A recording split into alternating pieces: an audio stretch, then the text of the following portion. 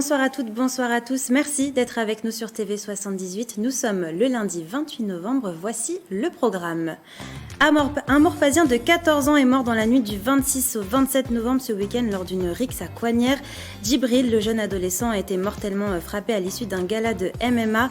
Le meurtrier présumé, un jeune âgé de 16 ans, s'est rendu à la police. Une cellule d'écoute a été mise en place pour les élèves et le personnel du collège Pergaud de Morpa, l'établissement où il était scolarisé. Nous en parlerons avec le maire de Coignères, Didier Fischer. Il y a un an, il a pris la tête de Didaxis, une société spécialisée dans le portage salarial. Le 24 novembre dernier, il a reçu les insignes de chevalier de l'Ordre national du mérite pour son engagement envers le tissu économique. Guillaume Quéroux, président de la Chambre du commerce et de l'industrie des Yvelines, est en plateau avec nous. Nous reviendrons sur son parcours. Et puis, comme chaque lundi, nous terminerons cette émission par une page sport, focus notamment sur le fonctionnement de la billetterie pour les Jeux Olympiques avec Tony Estanguet, le président de Paris 2024. Nous ferons le point également sur la Coupe du monde féminine de rugby en Nouvelle-Zélande avec Émilie Boulard. Et enfin, nous parlerons de tennis et de l'UCI Champions League. C'était ce week-end au Vélodrome national de Saint-Quentin en Yvelines. Et en plateau, les journalistes de la rédaction de TV78, Gabriel Gontier, bonsoir. Bonsoir Mathilde. Vous allez nous parler de ce qui s'est passé aujourd'hui dans les Yvelines. Oui, et vous en avez parlé en ouverture de ce journal. Nous reviendrons sur le drame qui s'est produit dans la nuit de samedi à dimanche à Coignères. Nous parlerons aussi du procès du marché de Val-Fouré qui a débuté aujourd'hui et qui se tient jusqu'au 1er décembre. Et ce sera dans quelques instants. Avec nous également Michael Elmidoro. Bonsoir. Bonsoir. Vous allez nous parler de sport. Exactement, on va parler de la Champions League qui s'est déroulée au Vélodrome national de Saint-Quentin-en-Yvelines. C'est du cyclisme. On parlera également de la présidence de Jean-Pierre Meurillon, le président du district des Yvelines de football, qui va quitter la présidence. Ce sera en 2024. On l'aura avec nous sur ce plateau. Et Émilie Boulard aussi, la fameuse Émilie Boulard qui a rayonné lors de la Coupe du monde féminine de rugby. C'était il y a quelques semaines en Nouvelle-Zélande. On l'aura avec nous sur ce plateau. Et ce sera en seconde partie d'émission. Avec nous également Patrice Carmouz, le directeur de l'information de TV78. Bonsoir. Bonsoir. Juste une précision. On va parler de Guillaume Quéroux et de la Chambre de commerce des Yvelines. Non, il est à la tête de Didaxis depuis 2004. C'est de la Chambre de commerce des Yvelines depuis un an, c'est ça ? C'est ça. C'est juste. Il y avait une confusion voilà. entre les deux.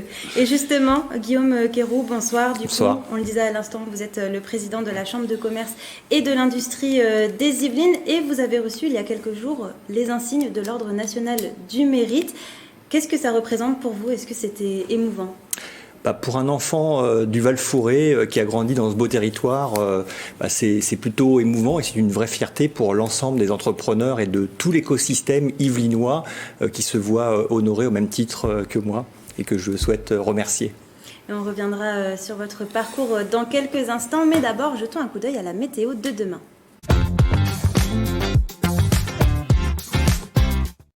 Demain matin, dans les Yvelines, le ciel sera voilé. Prévoyez du brouillard sur l'ensemble du département. Au niveau des températures, il fera 5 degrés à Mantes-la-Jolie, Oudan et Versailles. Comptez 4 degrés à Rambouillet. Dans l'après-midi, le brouillard devrait se dissiper pour laisser place à quelques éclaircies. Au niveau des températures, il fera 8 à 7 degrés en moyenne. Le point maintenant sur l'actualité du jour dans les Yvelines.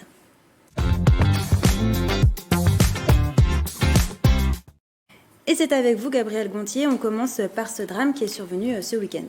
Oui, après le drame et l'effroi, à la suite de la mort du jeune Djibril, l'heure était aujourd'hui au recueillement et au questionnement dans le collège du Garçon. À Maurepas, une cellule d'écoute a été mise en place ce matin à destination du personnel, mais également des élèves du collège.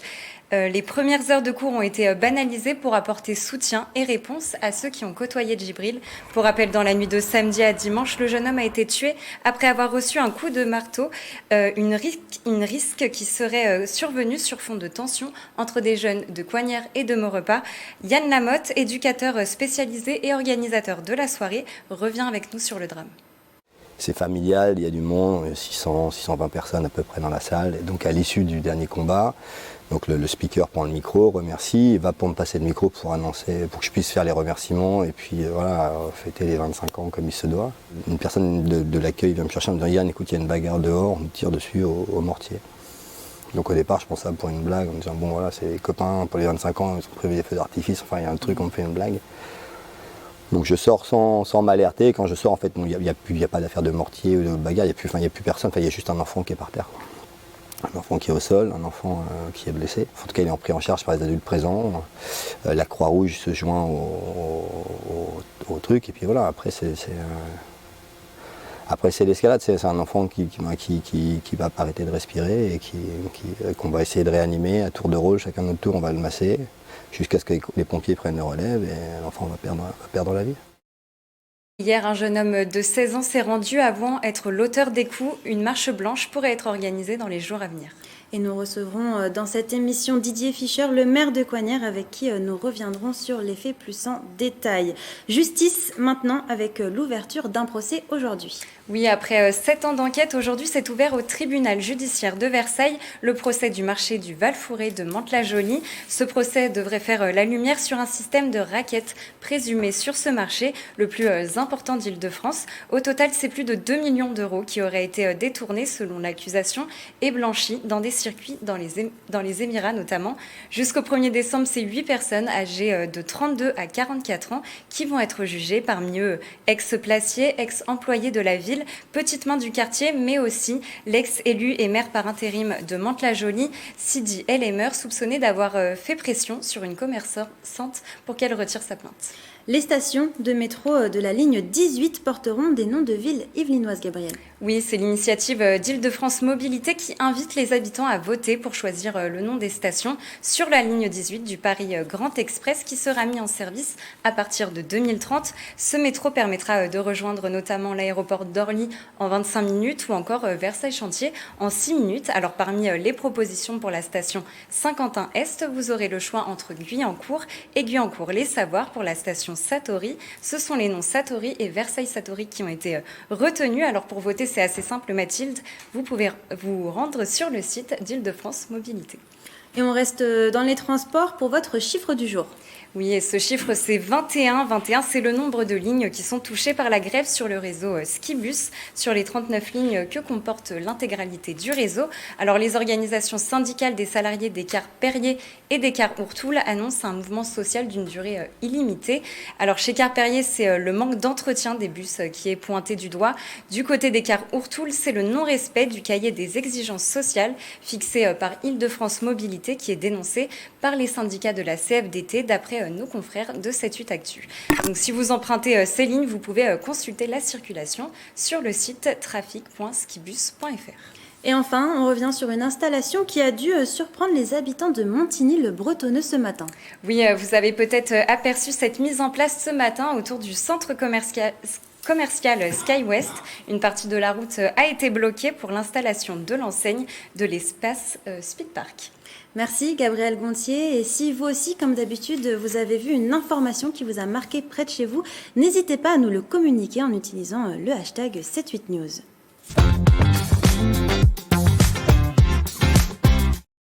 On en parlait à l'instant. Guillaume Quéroux, vous êtes le PDG de Didaxis, une société que vous avez créée il y a 18 ans, en 2004. Elle a aujourd'hui 1100 salariés. Vous êtes aussi le président de la Chambre de commerce et de l'industrie des Yvelines et vous avez été fait chevalier de l'Ordre du mérite national il y a quelques jours. Depuis un an, vous sillonnez les Yvelines, vous allez à la rencontre des chefs d'entreprise. Quel est leur retour? Quels sont leurs retours?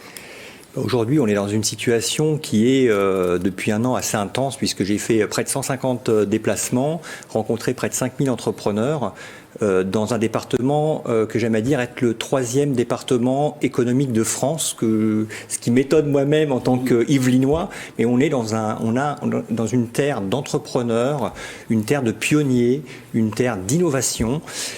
Et aujourd'hui, force est de constater que les chefs d'entreprise, qui sont majoritairement des petites entreprises, des TPE, PME, sont frappés par un certain nombre de crises. On a eu la crise sanitaire, la crise énergétique, la crise sur les matières premières, l'inflation aujourd'hui qui nous rattrape, bref, la guerre en Ukraine. Jamais depuis quasiment un siècle, les petits chefs d'entreprise ont connu cette situation, y compris nous-mêmes. Donc c'est une période qui est assez compliquée.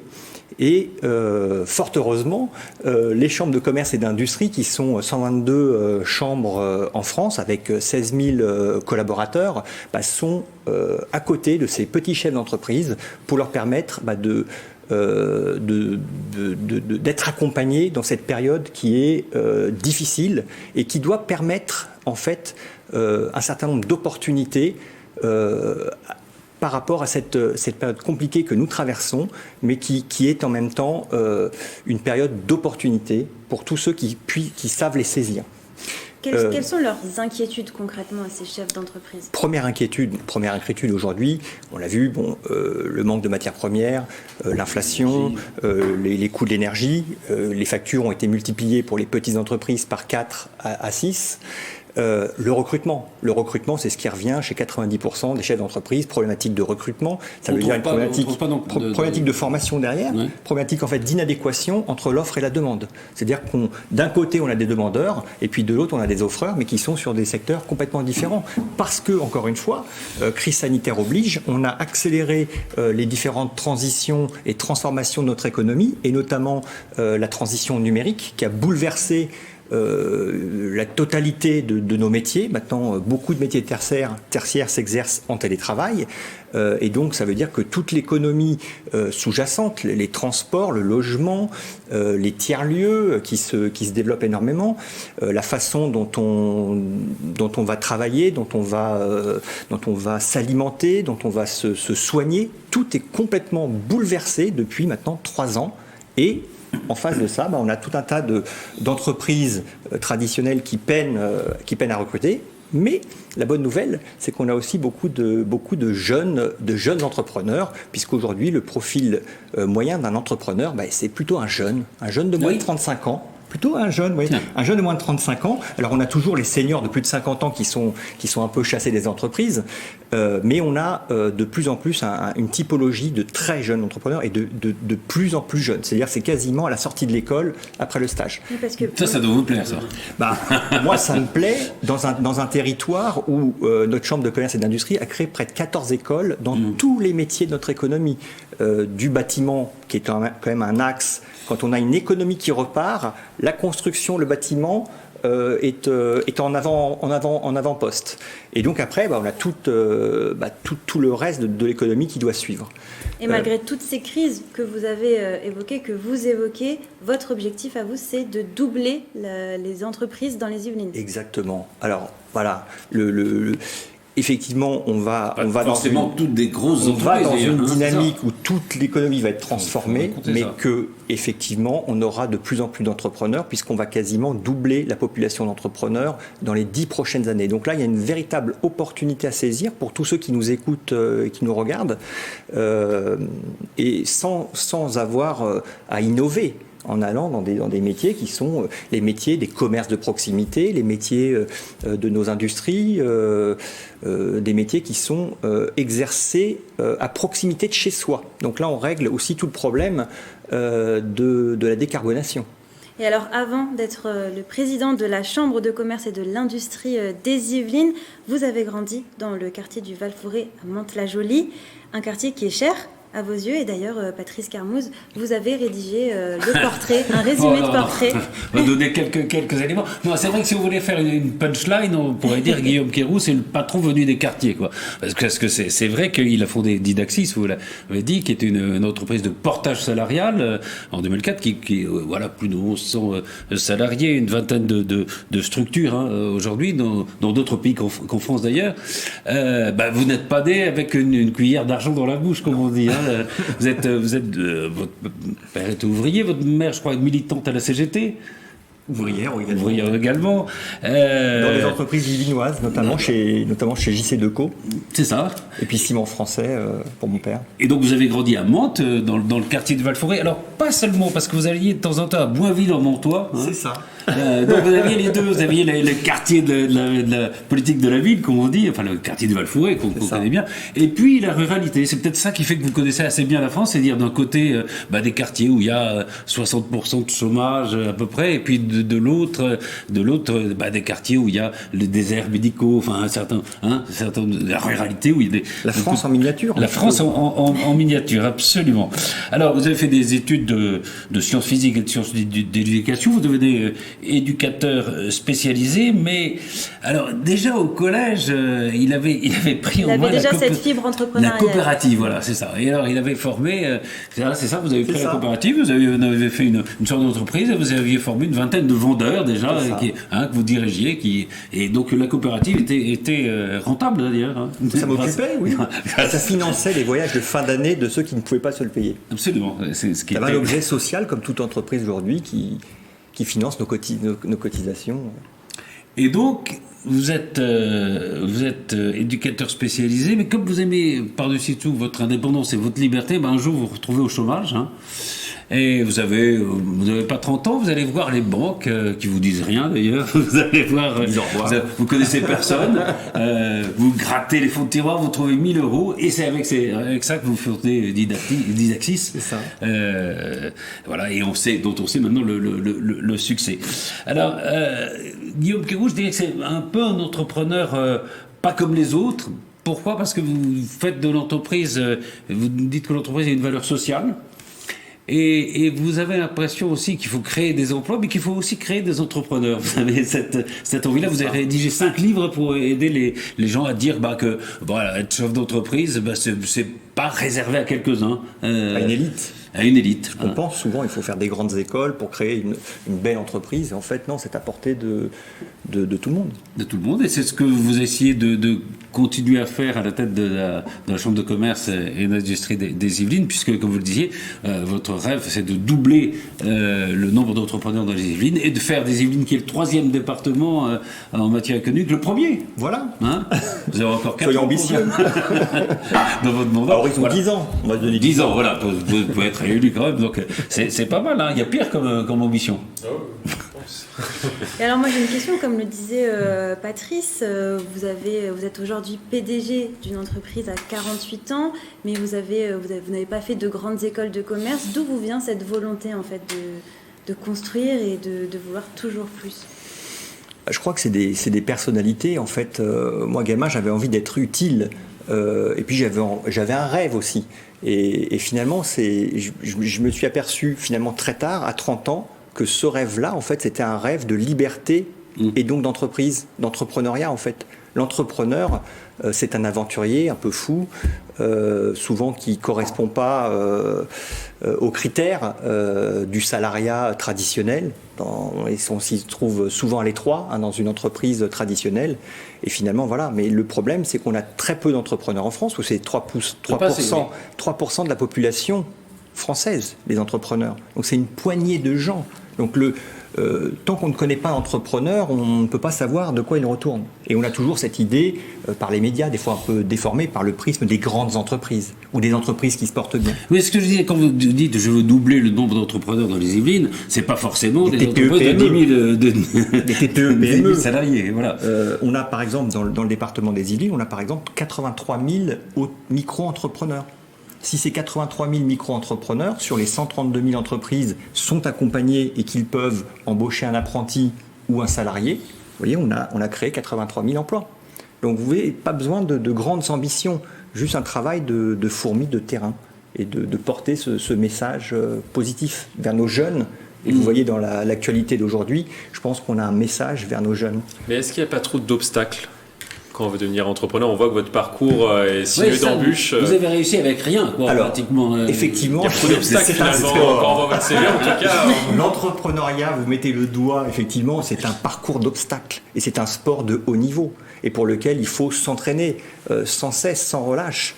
Mais quand vous êtes dans un environnement et un écosystème favorable, eh bien, écoutez, on peut surmonter ces obstacles. Mais effectivement, créer une entreprise et créer même sa petite entreprise, c'est quelque chose d'accessible à tout le monde d'un côté, mais en même temps de l'autre, c'est pas un long fleuve tranquille. C'est quelque chose de compliqué, mais la liberté n'a pas de prix.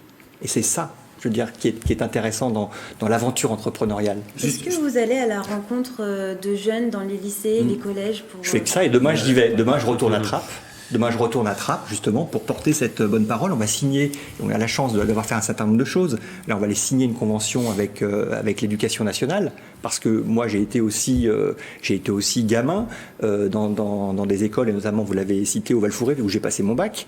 Et donc, il faut porter cette parole-là auprès de nos jeunes, parce qu'effectivement, le monde de demain, ce sont nos jeunes qui vont le porter à bout de bras. Et on le voit que ce monde change à des vitesses. Vous voyez, en 3 ans, avec la crise sanitaire, comment notre économie s'est complètement bouleversée. Imaginez dans 10 ans. Dans 10 ans, on ne peut même pas imaginer les emplois et les secteurs d'activité qui marcheront dans 10 ans. Tout va très très vite. Et les jeunes, nos jeunes, sont la solution à cette économie qui va très très vite. Juste un mot peut-être sur 2 projets qui sont importants, c'est le fonds de revitalisation et puis le Made in 78. Le Made in 78, parce qu'effectivement, on est dans un territoire avec 132 000 boîtes, je l'ai rappelé, 700 000 emplois portés par ces entreprises. Et donc, on a des pépites, mais dans tous les domaines, que ce soit l'industrie du futur, avec les supercalculateurs, des entreprises qui font du quantique. C'est des choses qu'on ne connaît pas forcément, mais c'est l'avenir de l'industrie. Le métaverse, l'intelligence artificielle, bref, toute cette révolution, cette 4e révolution industrielle portée par ces nouvelles technologies, d'une part. D'autre part, on a tous les axes autour de la décarbonation. Donc, dans ce fonds de revitalisation, qui vient d'être signé avec le préfet, et je le remercie la semaine dernière, c'est accompagné à cette transition industrielle, un territoire qui est fondamentalement l'un des plus industriels d'Île-de-France, mais de France. Et c'est par cette industrie qui représente une faible proportion finalement de nos entreprises qu'on arrive à faire vivre toute l'économie servicielle. Donc c'est-à-dire qu'il ne faut pas être résigné. Pas parce que l'industrie recule que toute l'industrie va reculer. Et l'industrie de demain, pour certains, c'est des micro-puces, c'est de l'électronique. C'est une industrie qui n'est pas palpable. C'est-à-dire qu'on ne va plus recréer les usines qu'on avait hier. Merci. Voilà. Guillaume Quérault. Je suis désolée, on est un petit peu pris par le temps. Le fonds revitalisation, c'est quoi en un mot? En fait, c'est ce qui permet en fait c'est toutes les amendes qu'ont payées les entreprises, les grandes entreprises qui ont licencié, et qui va être réorienté vers les petites entreprises, moyennes entreprises qui vont créer les emplois. Et c'est un très bon dispositif. Merci Guillaume Quérault d'être venu en parler en plateau avec nous. On parlait des collèges il y a quelques instants, direction le collège de Grandchamp à Poissy. Notre école, faisons-la ensemble, c'est le nom que porte l'initiative gouvernementale pour améliorer la réussite et réduire les inégalités scolaires. Dans le collège Les Grandchamps à Poissy, des équipes éducatives se sont concertées pour proposer des solutions. Le reportage réalisé par Régine Ralèche. Imaginer des professeurs en mathématiques et en technologie qui auraient un objectif commun, qui puissent venir ici avec 2 classes et travailler sur un projet, sur 2 heures. Ce lieu, c'est la fabrique. Un projet imaginé par des équipes pédagogiques du collège Les Grandchamps à Poissy. Avec cet espace, l'établissement souhaite innover dans l'apprentissage des élèves. Encore au stade de l'idée, les équipes participent aux concertations pour l'école. Ils espèrent recevoir un financement pour que ce tiers-lieu puisse exister. Tout le monde aura une participation dans ce projet. Les parents d'élèves et les élèves seront associés. Mais on est une équipe, on va dire, d'une petite dizaine, très mobilisée pour le construire à partir des retours de tous. Il faudra que je compile avec mon équipe tout ce qui a été exprimé pour pouvoir rendre au 15 janvier une copie claire sur ce que ce tiers-lieu devrait être. Cette journée constitue la première concertation du collège Les Grandchamps. 3 autres phases de dialogue sont prévues pour mûrir le projet.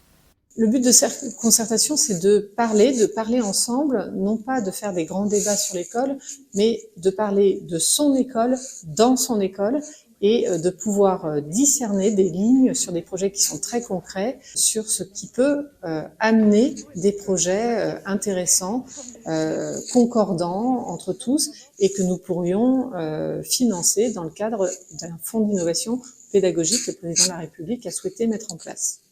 À l'échelle de l'Académie de Versailles, plus de 800 établissements participent à ce type de concertation. L'objectif, recevoir un financement du Fonds d'innovation pédagogique doté de 500 millions d'euros. Dans le cadre de la semaine dédiée à l'élimination des violences faites aux femmes, Isabelle Lonvirum, ministre déléguée chargée de l'égalité entre les femmes et les hommes, et Geneviève Darrieussecq, ministre déléguée chargée des personnes handicapées, se sont rendus au centre d'habitat La Roseraie à Carrières-sur-Seine pour la présentation du dispositif Handi Gynéco, le reportage de Céline Charles. Améliorer l'accès aux soins gynécologiques pour les femmes en situation de handicap, c'est la mission que s'est donnée l'Agence régionale de santé Île-de-France en déployant la démarche Handi Gynéco. Ce dispositif expérimental a été déployé en 2019 au centre d'habitat La Roseraie, géré par l'association API à Carrières-sur-Seine. Cette étude Handi Gynéco comportait 3 volets. Le premier, c'était sur le suivi gynécologique. Le deuxième était sur la vie sexuelle de la femme. Et le troisième était sur les violences faites aux femmes. Florence, donc, qui a pu donc bénéficier d'Handi Gynéco, elle sait exactement ce que c'est qu'une violence aujourd'hui parce qu'on lui a tout expliqué. Nous avons eu la chance d'avoir une sage-femme qui a pu intervenir dans ces 3 établissements, à la fois dans le cadre de consultations individuelles et à la fois également pour proposer des groupes de parole mixtes, c'est-à-dire hommes-femmes, groupes de parole dans lesquels ont pu être abordés des sujets autour du corps humain, mais également des sujets autour du consentement, de la vie affective. Au total, 15 femmes du centre ont pu bénéficier du dispositif Handi Gynéco, une action rendue possible via l'intervention de sages-femmes libérales volontaires. Elles ont pour certaines fait connaissance pour la première fois avec ce que c'est qu'une consultation en gynécologie. Faire connaissance, expliquer à quoi ça sert de rencontrer un professionnel de santé, expliquer aux femmes comment fonctionne leur corps et les pousser tout doucement vers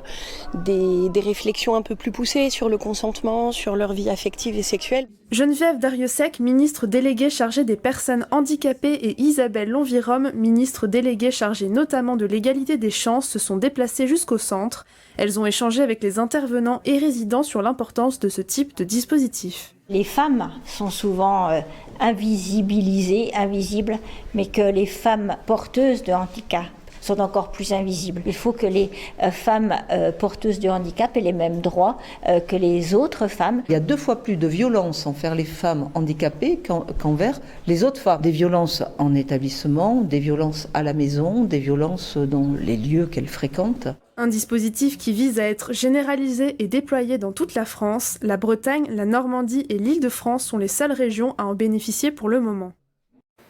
Et on retrouve en visio à distance le maire de Coignières, Didier Fischer. Bonsoir. Bonsoir madame. J'en parlais en tout début d'émission. Ce week-end, Djibril, un jeune de 14 ans, est mort lors d'une risque dans votre commune. Alors ma première question, c'est tout simplement, quelle a été votre réaction lorsque vous avez appris ce drame ? Ça a été un véritable choc, épouvantable. Mourir à 14 ans dans des circonstances pareilles, c'est même inimaginable, hein. Là, ça a été vraiment un moment d'extrême douleur pour le maire, mais aussi pour la population, une population qui est aujourd'hui choquée. On est une petite ville de 4400 habitants, on n'est quand même pas habitué à ce genre, de faits, malheureusement, de faits divers et surtout je ne sais pas si on peut qualifier cela de meurtre, en tous les cas, probablement, puisque le parquet l'a qualifié en homicide volontaire, bien entendu, hein. Mais bon, il y a une enquête qui est menée par la police judiciaire à l'heure actuelle. On verra exactement quelles seront les conclusions de cette enquête, mais vous pouvez être certain que c'est compliqué, c'est difficile. J'ai sûrement passé mon plus mauvais week-end de maire depuis que je suis élu, hein. C'est une évidence.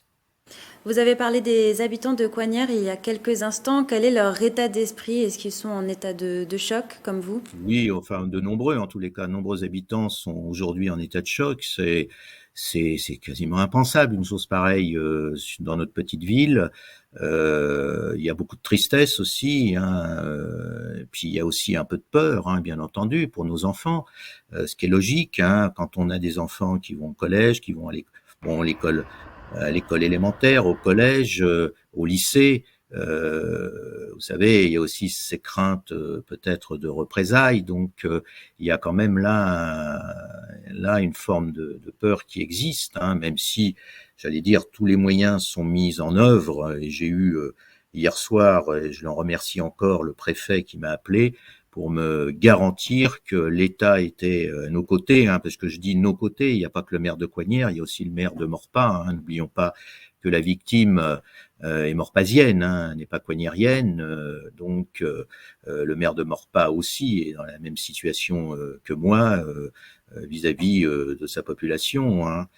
Donc le préfet m'a certifié que l'État est à nos côtés et que l'on mettrait les moyens tant que cela sera nécessaire pour protéger nos populations.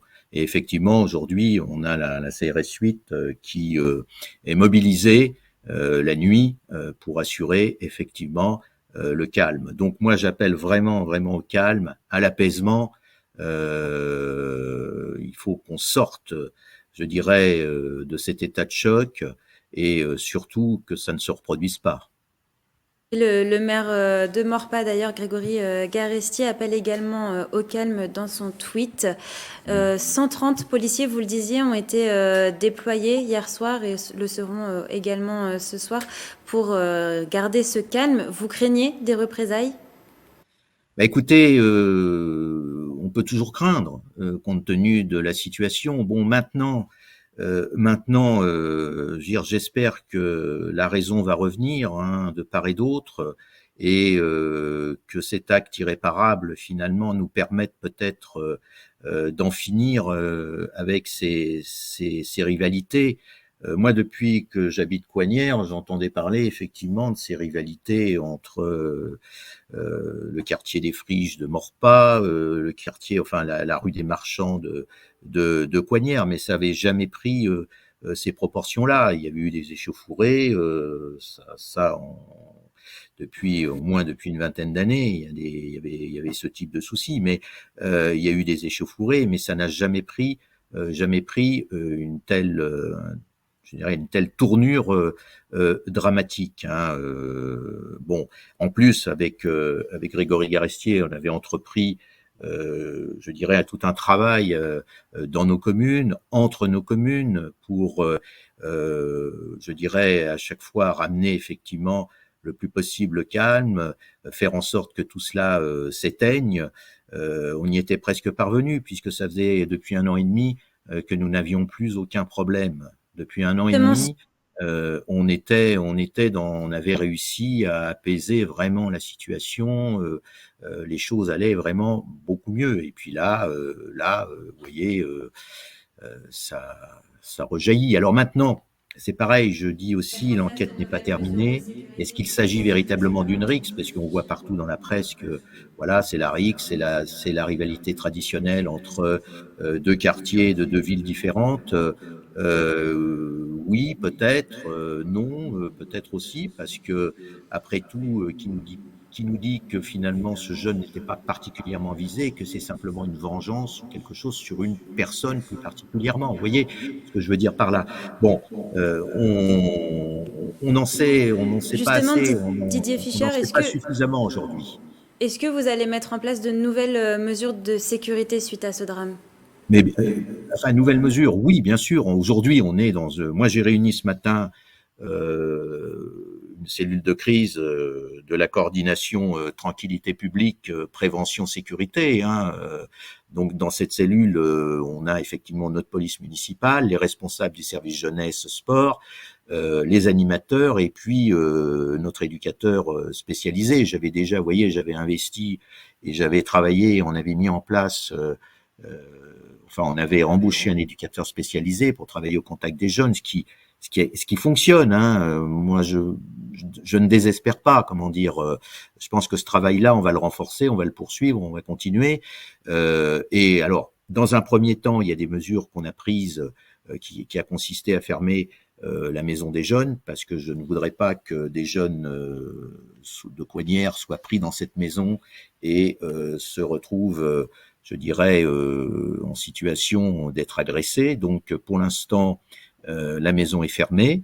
En revanche, les agents qui travaillent régulièrement, eux, ont pour mission d'aller à la rencontre des jeunes dans la ville, de renouer le dialogue, d'essayer de faire comprendre que il faut effectivement retrouver des relations normales, On est avec une jeunesse, c'est souvent une jeunesse très jeune, hein, puisqu'on voit bien que la victime a 14 ans, le présumé coupable, au moins qui s'est livré là au commissariat d'Argenteuil à 16 ans, il habite Coignières, hein, on le sait, on le connaît à Coignières bien entendu.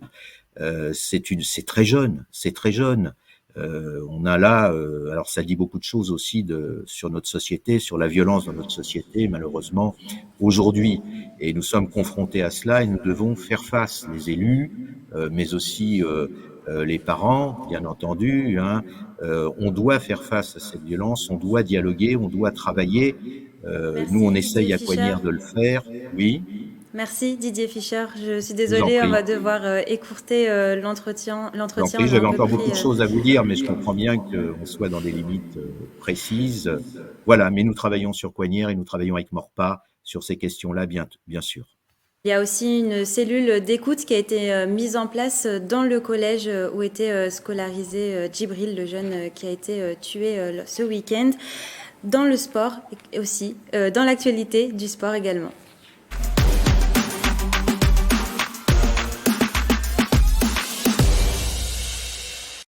Je le disais, on va parler de sport avec vous, Michael Elmidoro. Vous allez nous parler notamment des résultats sportifs. On commence tout de suite par l'image de ce week-end. On va prendre la direction du Vélodrome national de Saint-Quentin-en-Yvelines. Pour notre image du week-end, la structure saint-quentinoise a accueilli la 3e étape de l'UCI Track Champions League. Il y avait du spectacle dans les tribunes avec plus de 3000 spectateurs, mais également sur la piste avec une victoire de la favorite locale Mathilde Gros. Elle a pris la tête du classement du sprint féminin en s'imposant face à la Colombienne Marta Bayona. On l'écoute. Je marche pas sur l'eau quand on voit le niveau qu'il y a. Je pense que tout le monde est fort, c'est juste pour l'instant ça se passe bien pour moi. Voilà, après peut-être qu'à Londres ce sera différent, mais je pense que c'est le travail qui continue. Voilà, on continue à travailler et c'est pareil pour les filles. Donc juste profiter des moments présents et penser au futur. Cette Champions League devrait revenir l'année prochaine au Vélodrome national de Saint-Quentin-en-Yvelines. Et on continue par du tennis handisport. Le comité des Yvelines basé à Feucherolles a organisé pendant 4 jours le tournoi international BNP Paris-Yvelines Wheelchair Tournament. C'était le premier tournoi international de tennis fauteuil programmé dans les Yvelines. Il y avait un tableau de 16 joueurs, un tableau de 8 joueuses. Il y avait notamment Pauline Desroulèdes, l'une des joueuses françaises à suivre pendant ce tournoi. Et elle s'entraîne dans le 78 au comité. On écoute le bilan des organisateurs et de Pauline Desroulèdes au micro de Grégory Canalé. Moi, je joue à domicile, là, donc c'est vrai que j'étais très heureuse quand j'ai su que le comité des Yvelines organisait un premier tournoi international pour en faire toute l'année à l'étranger. C'est toujours sympa de pouvoir jouer à la maison, devant un public, sur les terrains les mêmes terrains où on s'entraîne toute l'année. Donc voilà, je pense que c'est réussi pour une première édition. Tous les joueurs sont contents. Au niveau sportif, le niveau... alors il y a des disparités bien sûr de niveau, mais le niveau global est relativement élevé et en termes d'organisation, je pense qu'on peut être fier de notre organisation puisqu'on a un retour très très positif de l'ensemble des participants. Les résultats sont à retrouver sur le site internet du comité de tennis des Yvelines. Et maintenant, on va parler du championnat de Fédéral 2 de rugby. 2 matchs et 2 victoires pour nos Yvelinois dans la poule 8. La grosse performance est à mettre au crédit de Plaisir. Les Plaisirois se sont imposés 20-13 face à l'Heureux dans le choc de cette division. Une victoire qui leur permet d'être premier du classement. Dans le second match, Versailles a largement dominé les derniers du classement d'Aumont à domicile. Le score 57-0. Une victoire qui permet aux Versaillais d'être à la 7e place. La prochaine journée est programmée le 4 décembre prochain. On continue par du football, on va parler de Versailles. Versailles gagne pour la première de Chris, son nouvel entraîneur sur le banc. L'ancien joueur de Lyon a relancé Jermaine Lens, l'attaquant vedette hollandais, et ça a payé puisque Lens inscrit son premier but sous les couleurs de Versailles dans les arrêts de jeu du match face à Villefranche-Beaujolais. Le score final 2-0. Versailles est deuxième du classement après 13 journées. Le club est toujours en course pour la montée. Et on continue par le championnat de National 2. Au stade Mauboron de Versailles, le Racing Club de France s'est imposé 2-1 sur son terrain dans le derby face à Poissy. Dans ce groupe A de National 2, le Racing a ouvert le score par Arnaud Voula-Lambe. Cheikh Touré a ensuite égalisé égalisé pour Poissy. C'est Arnold Voula qui inscrit un doublé et le but de la victoire. Au classement, Poissy est 3e et le Racing est premier après 11 journées. Merci Michael Elmidoro pour ces résultats sportifs du week-end. On continue à parler de football, mais cette fois-ci avec un invité. Oui, avec Jean-Pierre Meurillon, l'emblématique président du district des Yvelines, va partir en 2024 du comité des Yvelines, du district des Yvelines. Jean-Pierre Meurillon, vous êtes avec nous sur ce plateau. Pourquoi avoir pris cette décision ?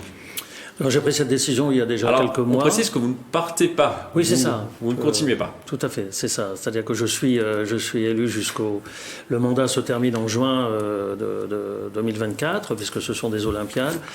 Mais j'ai décidé de ne pas me représenter parce que j'ai passé 12 ans au sein du comité de direction avec plusieurs postes, secrétaire général, vice-président délégué, etc. Et puis ensuite, je me suis fait élire en 2008 comme président. Ça fera en 2024, ça fera 4 mandats de 4 ans, c'est-à-dire 16 ans.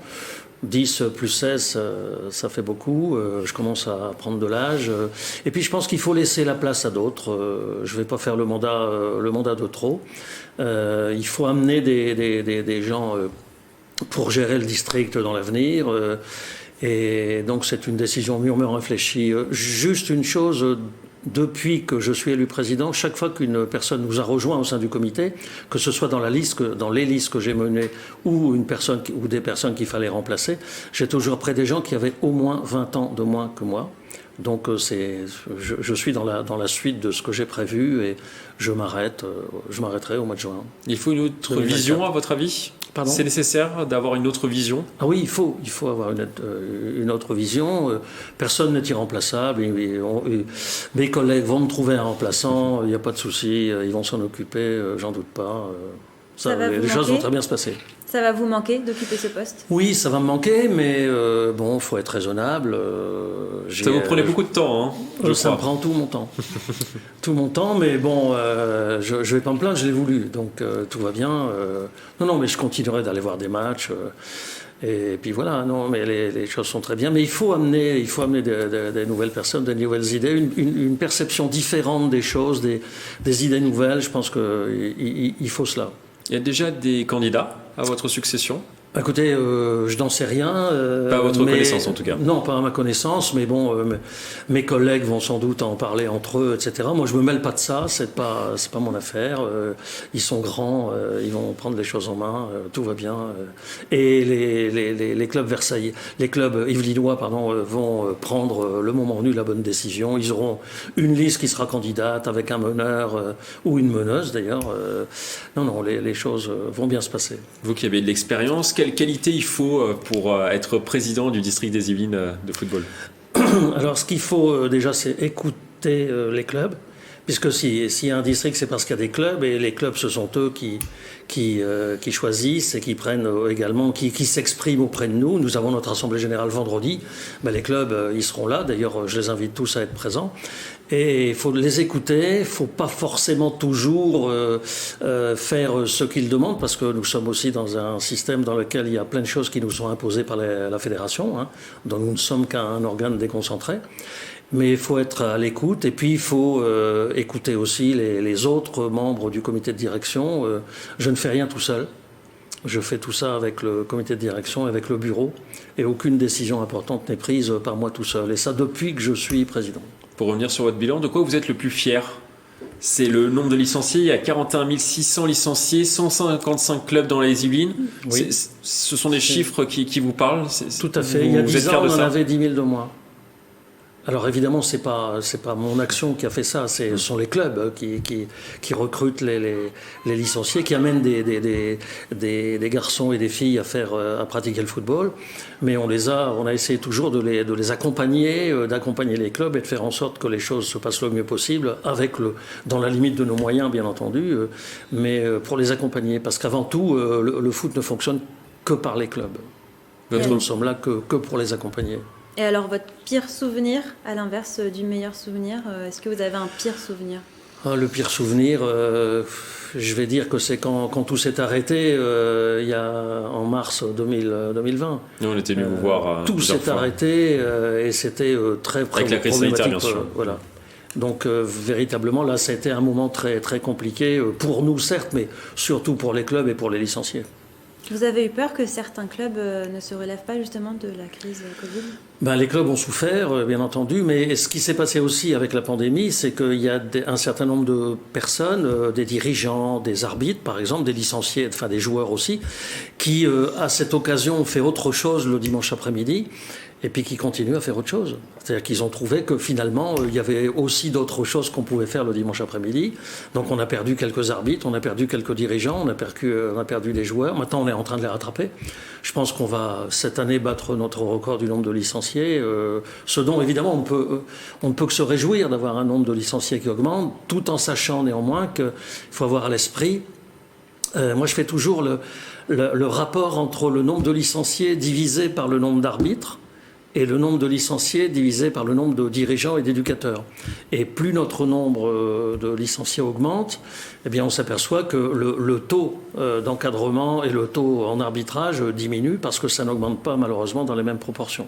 On est en pleine Coupe du Monde. Votre avis sur cette équipe de France et quel est l'impact de l'équipe de France au niveau local sur le district des Yvelines ? L'équipe de France, si elle se comporte bien, et c'est le cas, et la façon dont elle se comporte a chaque fois une influence sur l'ensemble des licenciés. On peut le remarquer à chaque fois qu'il y a... Vous constatez un boom à chaque fois ? Ah oui, à chaque fois il y a un boom. Et là, ce que j'espère, c'est qu'ils vont aller le plus loin possible parce qu'ils ont bien commencé. Et c'est très bien. En plus, le spectacle est remarquable. Je veux dire, les matchs qu'on voit à la télévision, il y a le contenu du match, mais il y a aussi la façon dont ils sont retransmis. Il y a vraiment de très belles images qui sont juste avant les coups d'envoi, à chaque but, etc. Vraiment, je trouve que sur le plan spectacle et sur le plan télévisuel, c'est vraiment réussi. Vous prévoyez un boom en janvier ? Après la Coupe du Monde ? Parce que c'est un peu inhabituel par rapport à la Coupe du Monde en été. Oui et non, parce que pour certaines catégories, la date du 31 janvier est une date limite au-delà de laquelle on ne peut plus participer aux compétitions, puisqu'on aura dépassé la moitié de la saison. Mais même la façon dont les choses se passent actuellement, déjà là, je suis persuadé que ça donne envie à des garçons et à des filles de jouer au football. Merci Jean-Pierre Merillon d'être venu en plateau. Je le rappelle, vous serez toujours président du comité jusqu'en 2024 avant de laisser votre place. On continue cette page sport. À présent, Michael Elmidoro, on va parler des Jeux Olympiques. Exactement. C'était aujourd'hui sur la Tour Eiffel. Les organisateurs ont présenté ce lundi la campagne de billetterie officielle pour l'événement. La première phase s'ouvrira ce 1er décembre et se déroulera jusqu'au 31 janvier 2023. Cela prend 3 minutes 14 pour s'inscrire et 13 millions de billets seront disponibles pour les Jeux Olympiques et Paralympiques de 2024. On écoute Tony Stanguet, le président de Paris 2024, au micro de Patrick Jacques de Dixmude. Si vous voulez acheter un billet Paris 2024, c'est très simple. D'abord, on s'inscrit sur la plateforme ticket.paris24.org entre le 1er décembre et le 31 janvier. Ensuite, on est tiré au sort et quand on est tiré au sort, on reçoit un mail entre le 15 février et le 15 mars. On peut accéder directement à la plateforme et en temps réel, on voit les billets qui restent disponibles, on peut les acheter, on peut acheter jusqu'à 30 billets et ça c'est important parce qu'on peut s'organiser avec ses proches, sa famille pour acheter jusqu'à 30 billets et ensuite partager un grand moment de sport. Nicolas Dandry, journaliste de la rédaction de TV78, nous a rejoint en plateau. Bonsoir. Bonsoir Mathilde. Vous avez suivi assidûment la Coupe du Monde féminine de rugby, c'était en Nouvelle-Zélande. Et justement avec nous, Émilie Boulard, bonsoir. Bonsoir. Vous avez participé à cette Coupe du Monde féminine de rugby et vous êtes revenu il y a quelques jours de la Nouvelle-Zélande. Alors comment ça se passe votre retour en France ? On se remet doucement du décalage horaire déjà et là c'est les vacances donc on profite d'un peu de repos en famille avec les proches avant de repartir pour le championnat à la fin des vacances. Quel bilan vous faites de cette Coupe du Monde ? Plutôt satisfaite et individuellement j'ai eu la chance de faire l'ensemble des matchs de la compétition, d'être titulaire sur les 6 matchs, donc je pense que déjà je peux me satisfaire de ça. Ça n'a pas été le cas de tout le monde et collectivement après forcément pareil, assez satisfaite. On a réussi à avoir cette médaille, c'est pas l'objectif initial mais on a réussi à bien terminer cette compétition et à pas revenir à les mains vides et c'était le principal. On peut peut-être la montrer, Émilie, oui. La médaille de bronze, 3e place pour l'équipe de France. Alors une troisième place, Émilie, vous avez été éliminée d'un petit point en demi-finale par les Black Ferns, sacrée ensuite championne du monde. Il n'y a pas un regret quand même de se dire wow, on a perdu contre les championnes du monde? Si, il y en a forcément, surtout quand on voit le scénario du match, on perd à 1 point. Je pense que c'est d'autant plus difficile, sachant que en fait à rien, c'était soit nous qui passions, soit elle qui passait. Ça a été positif pour elle et malheureux pour nous. Ça a été très difficile les jours qui ont suivi, énormément de regrets, énormément de culpabilité. On se refait toutes nos actions en se disant si j'avais fait ça, peut-être qu'on aurait pu passer en finale. Et je pense en plus que quand on voit la finale et quand on voit notre match de la 3e place, qu'il y avait vraiment une opportunité pour qu'on remporte ce titre. Après, on n'a pas pu le faire sur cette Coupe du Monde. On essaiera de le faire sur les prochaines et j'ai pas de doute que l'équipe de France arrivera à avoir ce titre un jour ou l'autre. On vous a vu effondrer à la fin du match. C'était peut-être la pire défaite de votre carrière? Ah oui, clairement, c'était la pire, la plus douloureuse. Et j'ai eu énormément de culpabilité, moi, personnellement, à la fin du match. C'est ça qui était le plus dur à gérer. Et voilà, je pense que, comme j'ai dit, si on avait perdu 40-0 ou si on s'était fait vraiment, si on avait pris vraiment un gros score, ça aurait été différent. Et là, ce qui était vraiment difficile, c'était qu'on sentait qu'on pouvait l'avoir. Le scénario du match, il y a eu énormément de suspense pendant tout le long. On sentait que chaque action allait être difficile à gérer, etc. Et jusqu'à la fin, on a vu que ça a été un match exceptionnel. Et ça s'est soldé par cette défaite, mais c'était quand même hyper encourageant. Et voilà, c'était un grand match de rugby. Il nous a pas souri, mais il nous sourira les prochaines fois, j'espère. En tout cas, vous avez le sourire maintenant. Oui, maintenant quand même. On relativise. On relativise. Et Émilie, elle a le sourire aussi parce qu'elle a ramené une coupe. Alors, on sait que le rugby, c'est un sport collectif, mais il y a des reconnaissances individuelles. Cette coupe, c'est parce que vous avez été élue meilleure joueuse du match contre l'Italie, du quart de finale contre l'Italie, remporté 39-3. Et vous avez notamment fait 7 actions qu'on va voir tout de suite. And she's through a gap already, Boula. She's got support with her. The offload to Joanna Grisey. And France, on the counter-attack, have broken this one right open. Alors 2 minutes de jeu et on relance déjà de son fond de terrain, Émilie. Ouais, il fallait le faire. Je pense qu'on avait besoin de se faire plaisir, besoin de se rassurer collectivement et même individuellement. On s'était un peu enfermé offensivement dans un jeu d'occupation au pied et je pense que c'est nécessaire qu'on se libère et cette action elle a été le fruit de cette libération. Donc elle s'est soldée en plus par un essai pour Johanna, donc hyper positif et ouais, voilà, c'était vraiment du plaisir de commencer ce match comme ça et après il a été plutôt bon pour l'ensemble du collectif, donc c'était top. Les reconnaissances individuelles, c'est la 2e fois qu'on peut le dire que vous en recevez une, parce que en 2021, elle a été élue, vous avez été élue meilleur essai du monde dans le rugby féminin. Ouais, exact, c'était l'année dernière. L'habitude en fait. Ça. Non, quand même pas. Oui, c'était sur mon premier essai international, ma première sélection, j'avais le trophée du plus bel essai, et là du coup le trophée de la joueuse du match sur le quart de finale de la Nouvelle-Zélande. Alors justement, vous parlez de cette première sélection. C'est une première sélection, c'était en 2021. Là maintenant, vous avez 19 sélections. Vous avez seulement 22 ans et vous avez commencé le rugby en 2017. C'est fou, c'est une carrière en accélération de dingue. Ouais, ça a été assez vite. Tout s'est vite enchaîné. J'ai eu la chance de faire dès mes premières années de rugby des sélections soit intersecteurs, régionales, etc. qui m'ont amené aux sélections nationales. Et après j'ai intégré le pôle France du coup et j'ai fait les sélections avec le 7 développement. Et je pense que c'est cette discipline qui m'a permis de progresser rapidement sur tous les aspects du rugby et qui m'ont ouvert les portes aussi du 15 derrière pour devenir international à 15. Vous avez commencé à Chilly-Mazarin en 2017 et puis là vous quittez le club, vous prenez votre envol direction le sud-ouest. Exactement, direction toute la région toulousaine. Je m'en vais à Blagnac du coup voir ce qui se fait de mieux, je pense, dans le rugby féminin français actuellement. J'ai passé 5 années extraordinaires à Chili. Ils m'ont tout appris, clairement. On avait une équipe incroyable. Et voilà, je pense qu'il était temps de quitter le bateau. d'aller voir autre chose, de se confronter à meilleur, à plus de concurrence, etc. Je pense que ça me fera que progresser et j'espère que ça m'ouvrira les portes d'encore de nouvelles sélections à l'avenir.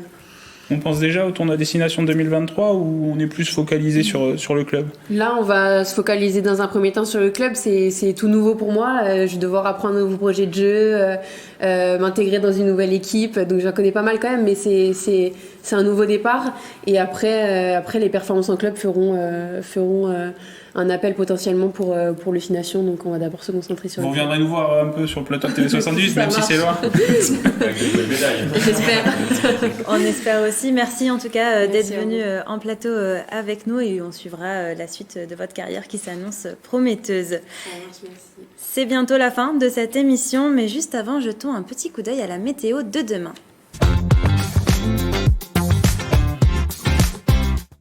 Demain matin, dans les Yvelines, le ciel sera voilé. Prévoyez du brouillard sur l'ensemble du département. Au niveau des températures, il fera 5 degrés à Mantes-la-Jolie, Houdan et Versailles. Comptez 4 degrés à Rambouillet.